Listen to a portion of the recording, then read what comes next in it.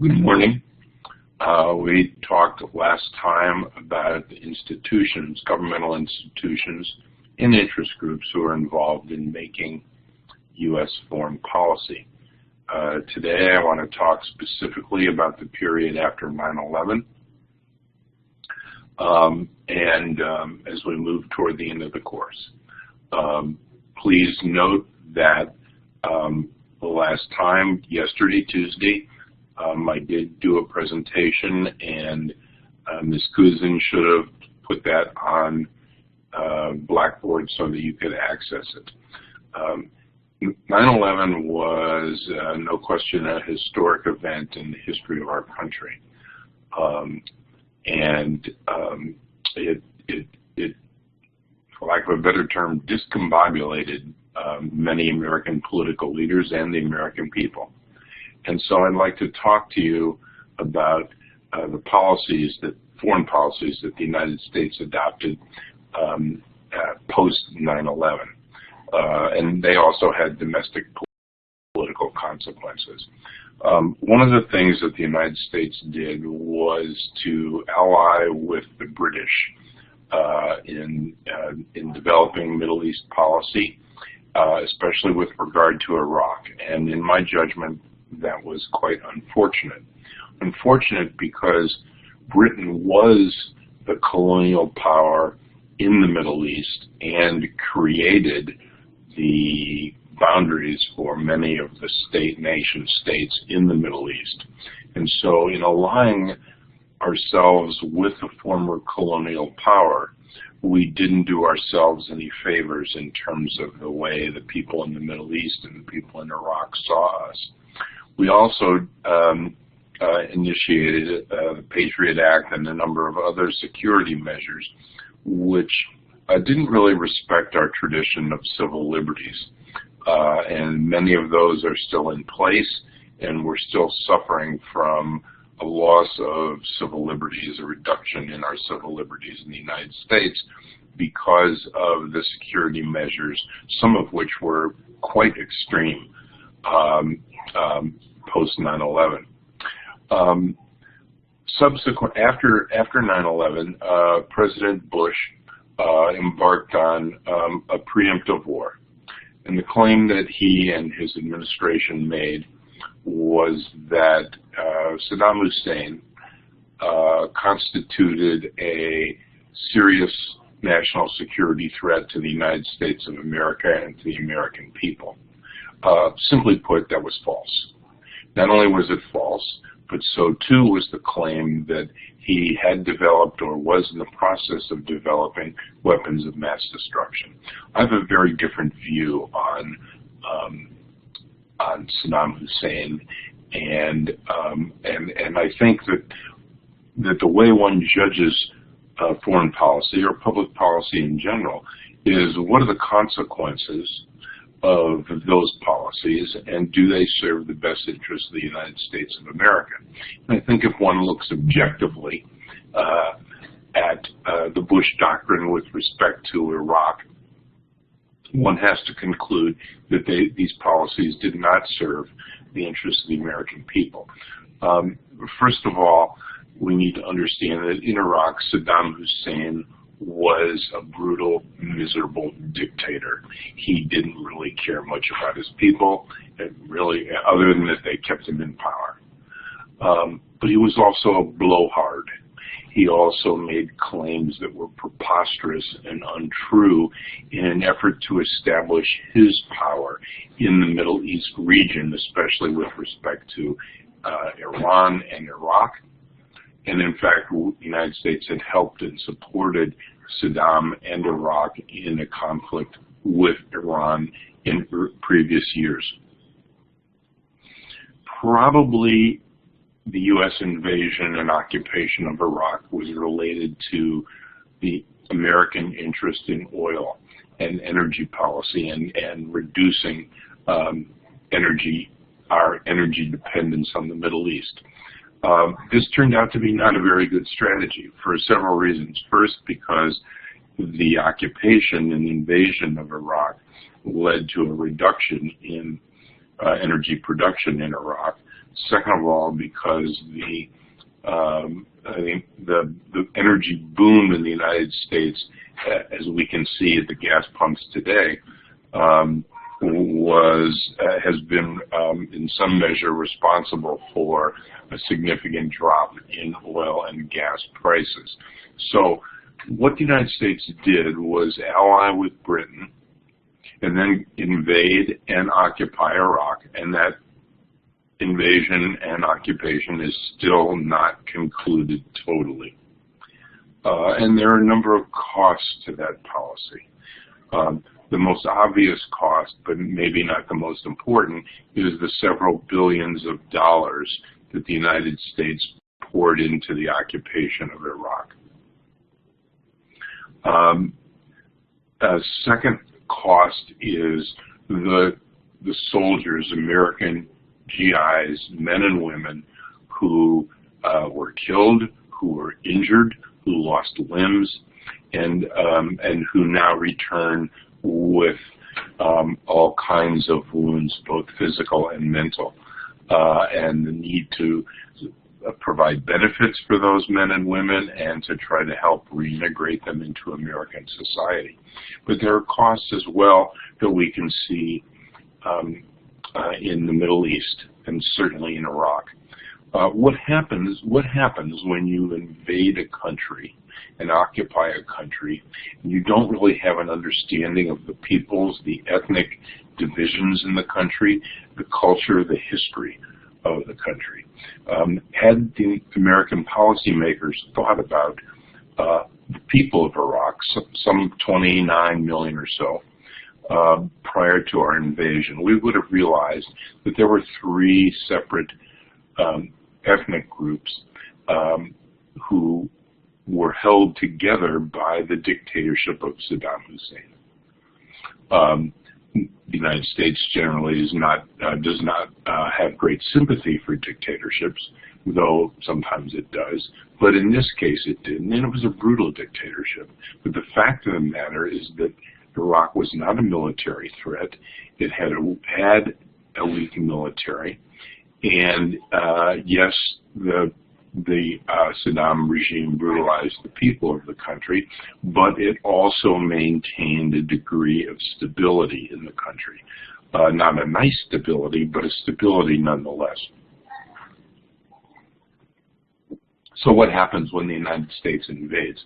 Well, the first thing that happens is 1 million Iraqis plus or minus are killed or wounded. The second thing that happens is probably 4 to 5 million Iraqis leave the country. They go to Syria, they go to Turkey, they go to Jordan, and those countries really aren't prepared to take 4 or 5 million refugees fleeing the violence of war.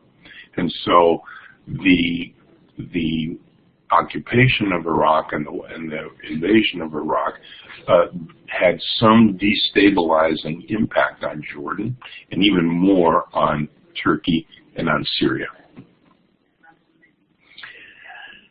So what else happens as a consequence of our invasion? Well, one of the consequences was that with the loss of 20% or so of the population of Iraq and the dismantling of the Iraq, what was left of the Iraq army, a vacuum was created. Prior to the invasion of Iraq, there was no Al-Qaeda in Iraq, and the reason why is because of Saddam's grip on the country and because he viewed Al-Qaeda as a challenger and a threat to his regime. So now what do we have? Now what we have is the development over the past 10 years of ISIS or ISIL, call it what you will, that was rooted in the Al-Qaeda of Iraq, that developed as a consequence of and fighting, opposing the U.S. occupation of Iraq. And so now what we have is a government in Iraq that is not stable, a government in Iraq that is very much influenced by the country of Iran, which is more powerful and more important than Iraq.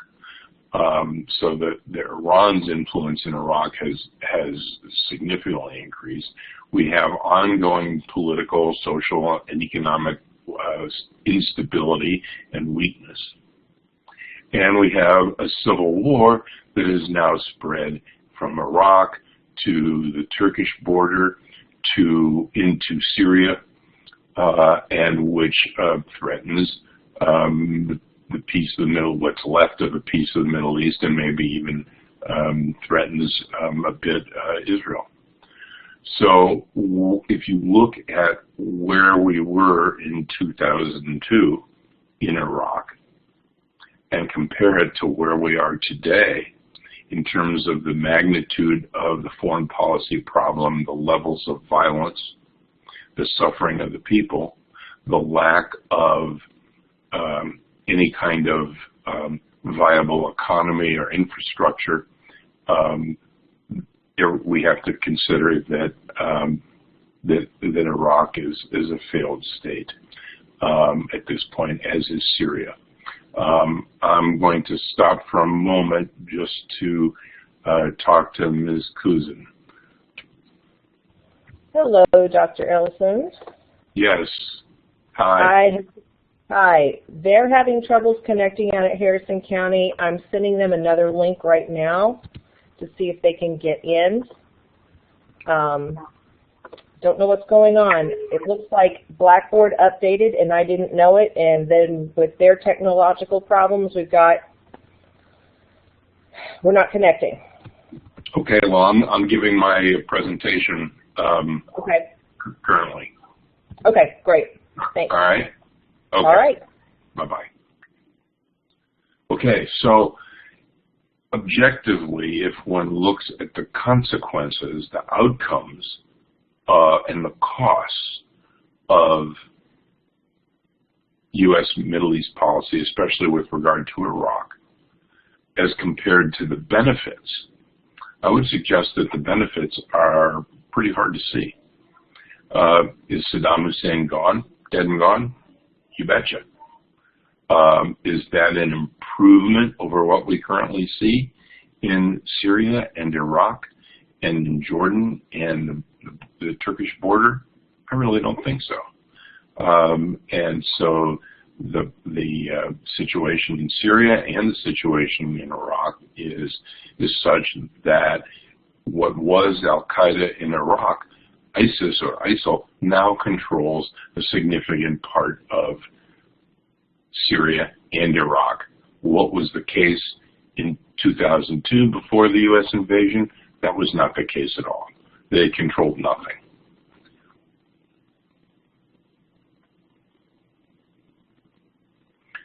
In Afghanistan, what did the United States do? Well, what the Taliban in Afghanistan did was to, and let's step back. Afghanistan was a failed state, just like Iraq is now. And it's a large country, and it's, I think it's fair to say, underdeveloped. And there are many parts of Afghanistan which are not heavily populated, and Al-Qaeda trained there, and the Taliban regime gave or allowed Al-Qaeda to train and to establish terrorist camps in Afghanistan. And it was those terrorist camps in Afghanistan that were the foundation for the attack on 9/11. Iraq had nothing to do with the attack of 9/11. And the Taliban regime was also pretty brutal. It was certainly oppressive of women. It did what it could do to destroy the historic monuments in Afghanistan. And after 9/11, the United States, in fact, bombed and overthrew the Taliban regime.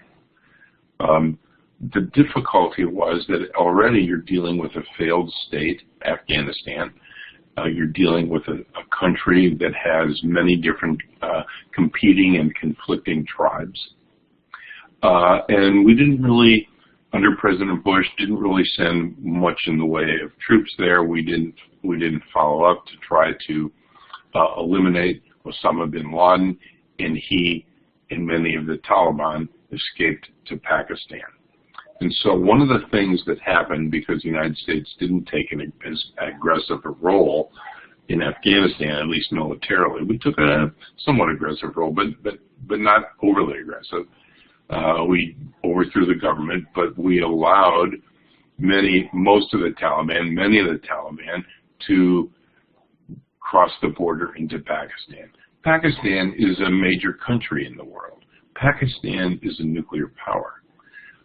And so in doing what we did in Afghanistan, we again spread the conflict into Pakistan in a place that is much more important geopolitically than Afghanistan.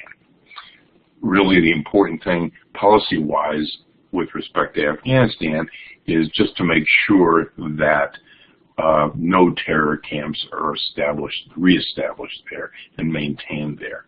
And that's fairly easily done, and we've pretty much done that.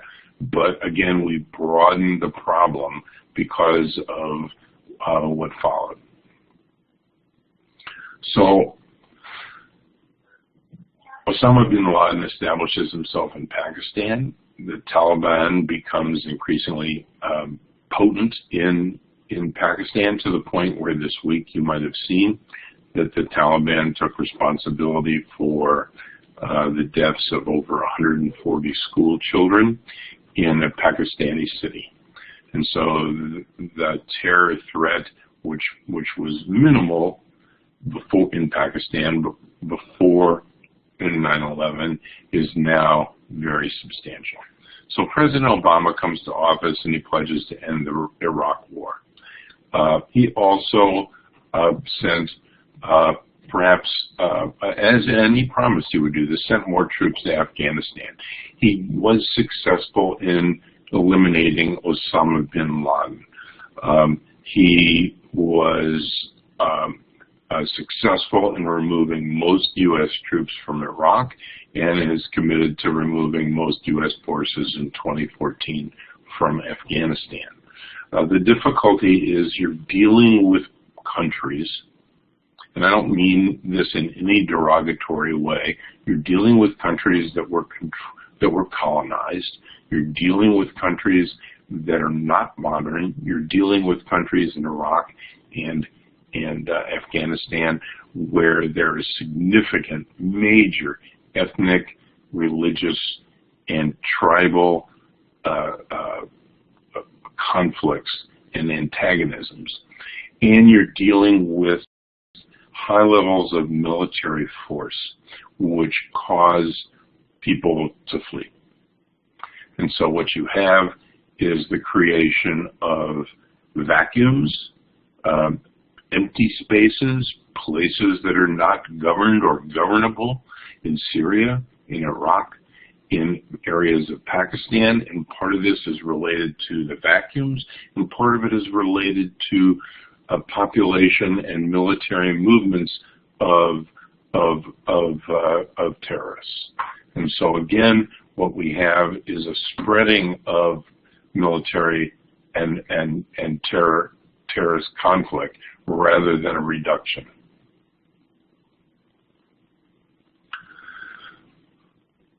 The United States has also made some significant diplomatic efforts to try to address international problems. More specifically, with respect to nuclear proliferation and the Obama administration's opposition to nuclear proliferation, it's been engaged in so far negotiations with North Korea that have not produced much yet, and negotiations with Iran regarding nuclear proliferation and capabilities that are still ongoing and have not reached a full agreement.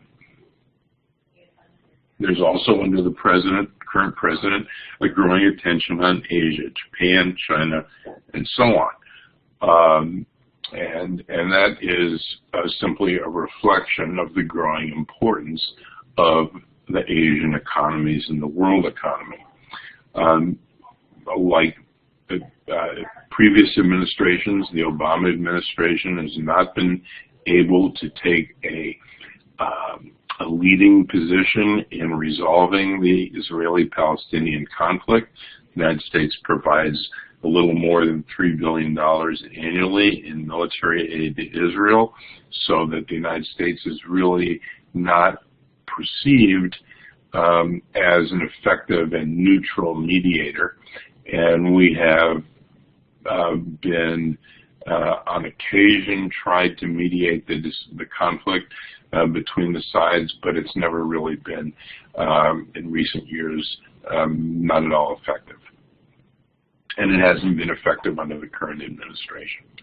And so the Israeli-Palestinian conflict, which has gone on for decades, continues to be a threat not only to the Middle East, but really to the whole world. In part, that's because we're talking about a nuclear power Israel and the oppression of the Palestinian people in the Middle East.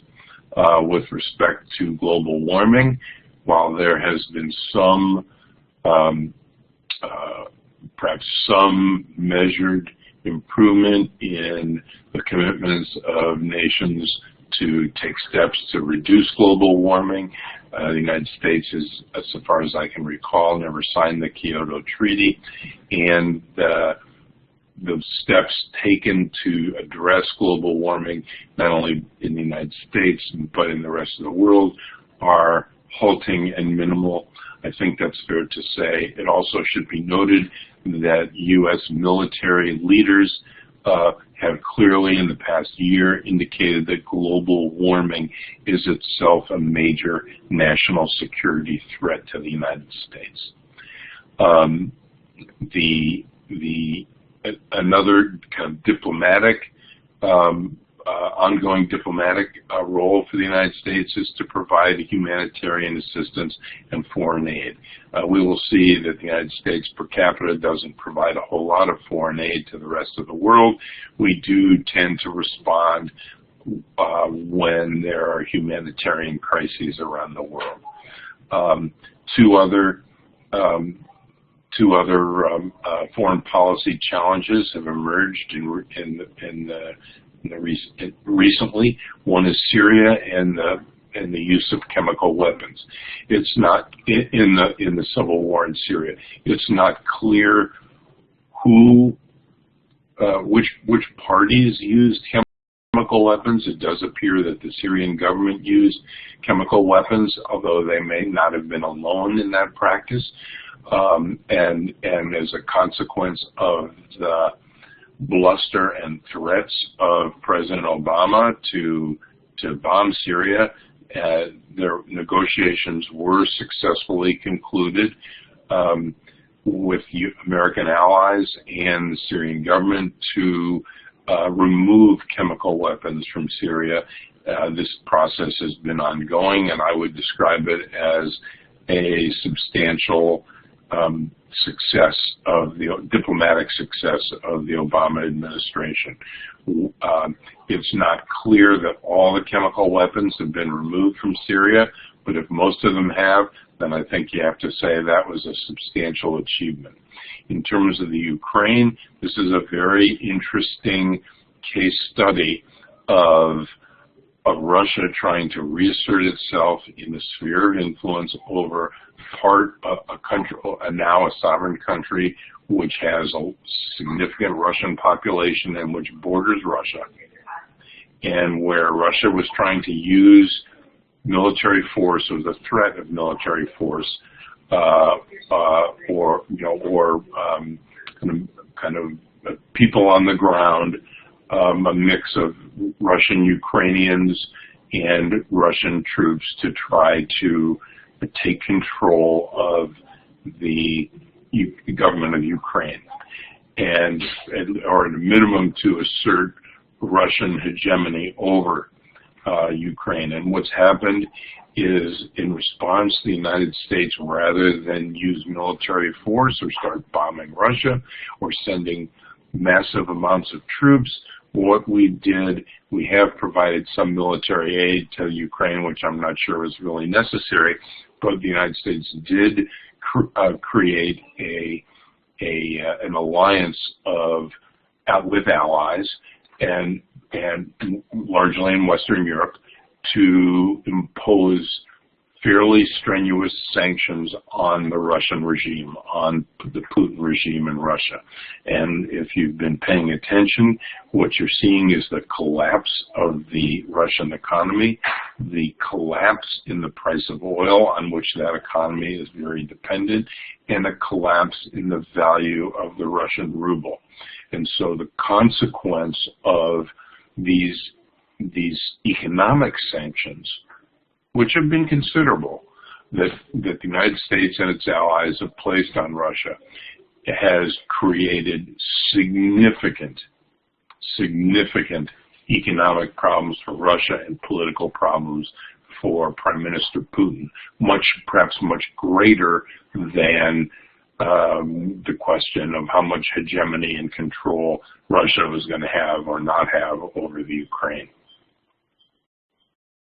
So that also has been, I think, one can reasonably say it's been a successful diplomatic policy in terms of U.S. foreign policy.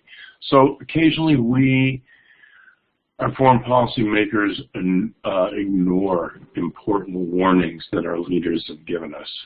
President Washington said we should have no entangling alliances. Our alliance with the British, I would argue, at least in the Middle East, is an entangling alliance. President Wilson said he would make the world safe for democracy. This is a kind of claim, a kind of political goal, kind of foreign policy goal that's not achievable. President Truman was the first to use nuclear weapons. The United States is the only country on the planet that has ever deployed nuclear weapons. President Eisenhower, a general, famous and successful in winning World War II, said, "We must guard against the acquisition of unwarranted influence, whether sought or unsought, by the military-industrial complex." He was worried about the aggregation of power between the Department of Defense and major American corporations, and said only an alert and knowledgeable citizenry can compel the proper meshing of the huge industrial and military machinery of defense with our peaceful methods and goals, so that security and liberty may prosper together. We've also engaged in wars under false pretenses, and I would argue that the Vietnam War was clearly one of those. It's been documented that the Gulf of Tonkin resolution was built on either misperceptions, misinformation, or outright lies by the administration of President Johnson. The many foreign policy observers have referred to President Bush and Cheney's policy in Iraq as the greatest foreign policy disaster in a century. And we haven't done that much better in Afghanistan. Afghanistan, you need to understand, is a different world. It is a failed state. It is not a nation state in the sense that the United States or France or Germany is. It's not that people are somehow in Afghanistan are somehow subhuman or less than fully human or whatever. It's just that their society lacks the economy, the infrastructure, and the institutions to stand on its own. And it's still and the government there is still, I think, shaky at best. And in foreign policy parlance, often this is referred to as nation building, and nation building as George W. Bush once described it, is something that's enormously difficult and takes many decades. So what are the policy lessons? What are the policy lessons with respect to foreign policy that I take away from all of this? Well, the first is that specific objectives in foreign policy make more sense than big goals, because the world is not something that can be molded and controlled by any country. So when President Obama talked about hitting singles and doubles in foreign policy, singles and doubles, of course, referring to base hits in baseball, he was being both, in my judgment, prudent and wise. He was saying it's very hard, maybe even impossible to achieve big goals, but that doesn't mean that advances and achievements are unattainable. But it does mean that you stay within yourself. You do what you can do. You achieve what you can achieve rather than make a mess of things. The second lesson I take away from all this is that the costs of militarism and military action to the American people are staggering. They are large, they have been ongoing, and they take away from our capability of building our own country. Rather, when we spend enormous sums on the Pentagon and enormous sums like we have on war in Iraq and Afghanistan, what we do is debilitate our capacity to maintain and build and grow our own economy and the foundations, the infrastructure, the institutions that nourish it. Thirdly, another lesson I think that we need to understand is that military action as a solution to all foreign policy problems is frankly dangerous. It said if you only have a hammer, everything looks like a nail.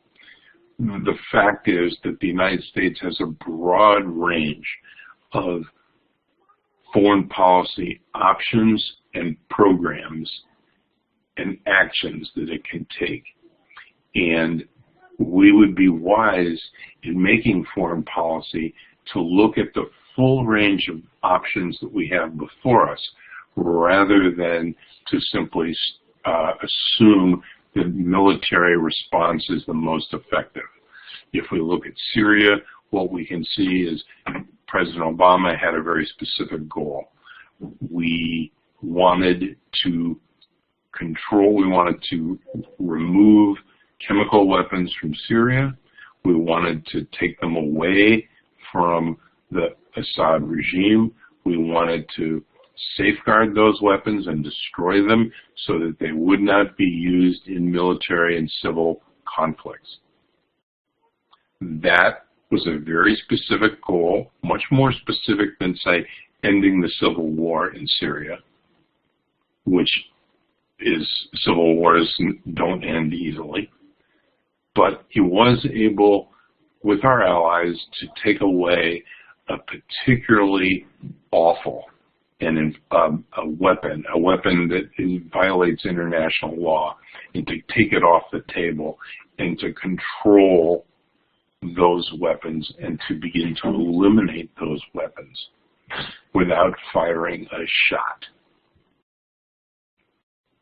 Similarly, in the Ukraine, while some American politicians called for U.S. military action, President Obama, wisely, working with our allies, developed a strategy of economic sanctions. No gun was fired. No troops were deployed in any significant number. And what is the result that we see so far?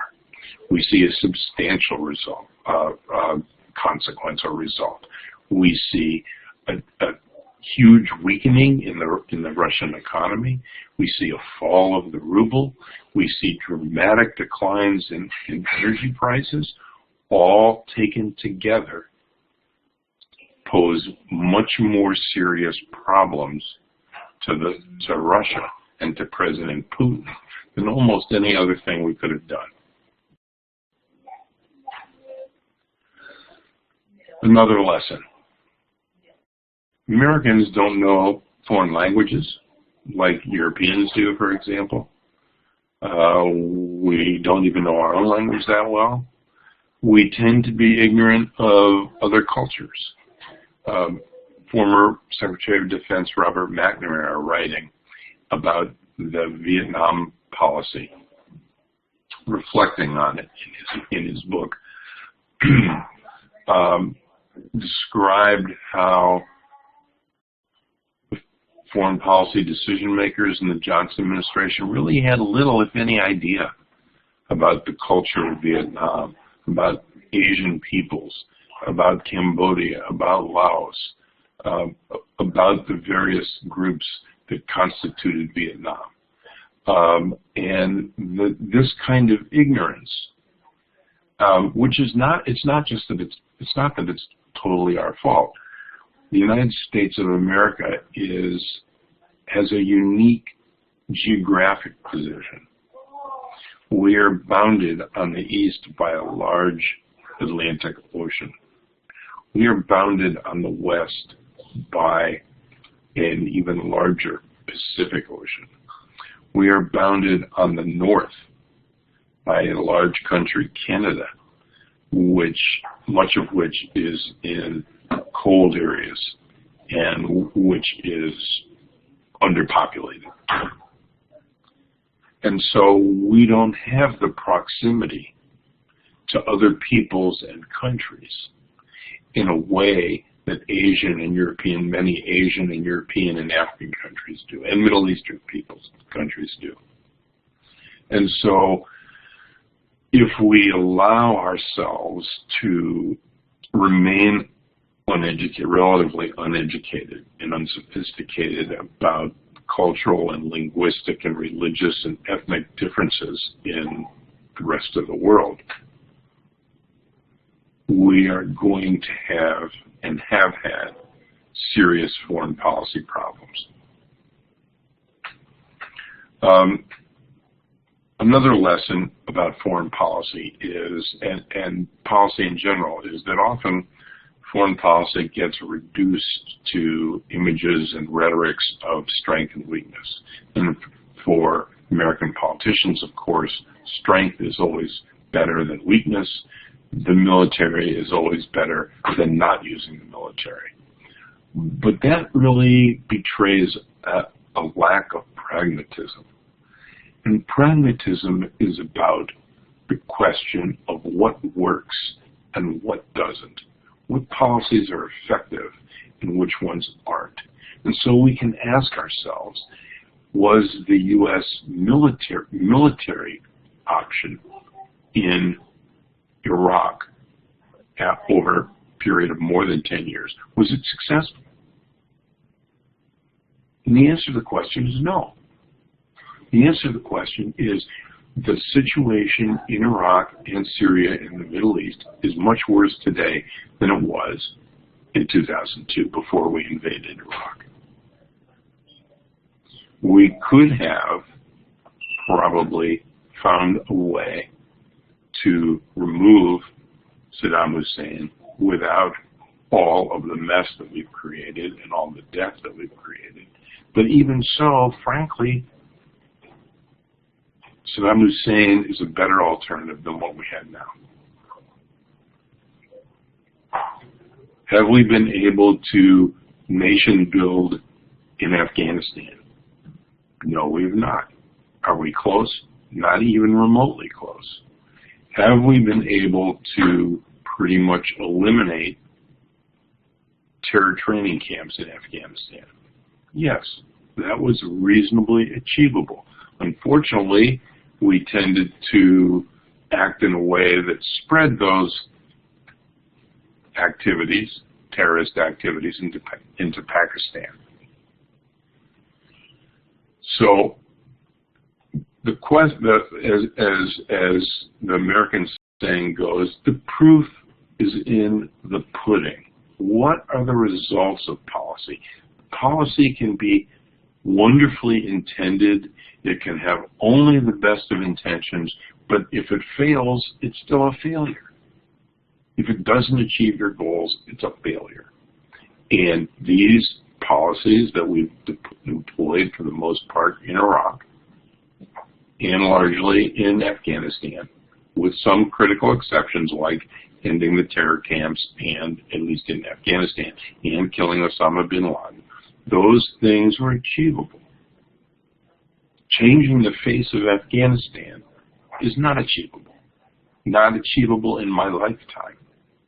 Probably not achievable in your parents' lifetime. And so one could argue, and I'm not making this argument, it's my last comment for today. One could argue that there is a great deal of immoral nature in U.S. foreign policy, the use of violence, the fact that so many people are killed, so many people are harmed, so many people are displaced. I'm not making that argument. I'm not making that argument not because it's false necessarily, but because in my judgment, morality doesn't win in foreign policy. And so the argument that I'm making is that it's important to separate the symbolic from the real. It's important to be pragmatic. It's important to have achievable, specific objectives rather than, objectives which are totally unrealistic and unachievable, like making the world safe for democracy, ending terrorism, those kinds of big things that feel really good, but don't work. See you next time.